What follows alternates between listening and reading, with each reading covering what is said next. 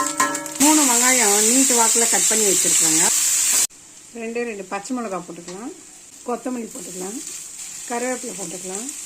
ஒரு 1½ ஸ்பூன் இஞ்சி பூண்டு பேஸ்ட் போட்டுக்கலாம். 1 ஸ்பூன் மிளகாத்தூள் போட்டுக்கலாம். வெறும் மிளகாத்தூள். 1 ஸ்பூன் தனியாத்தூள். ஜீரகத்தூள் ஒரு 1/4 ஸ்பூன். 2 தக்காளி போட்டுக்கலாங்க. நல்லா வதங்கணுங்க. தக்காளி நல்லா மசிஞ்சு வரணும். தக்காளி நல்லா மசிஞ்சிச்சு. இப்போ தண்ணி ஊற்றிக்கலாம். உப்பு போட்டுக்கலாங்க. நல்லா கொதிக்கிட்டோம். பார்க்கலாம். கொதிக்கிட்டோங்க. அதுக்குள்ளே நம்ம தேங்காய் ஊற்றிக்கலாம். ஒரு 2 பத தேங்காய் எடுத்துக்கிட்டேன். ஒரு கையளவு. ஸ்பூன் சோம்பு போட்டு நல்லா அரைச்சின்னு வந்துடலாம். அரைச்சிட்டோங்க. அரைச்சி தேங்காய் ஊற்றிக்கலாம்.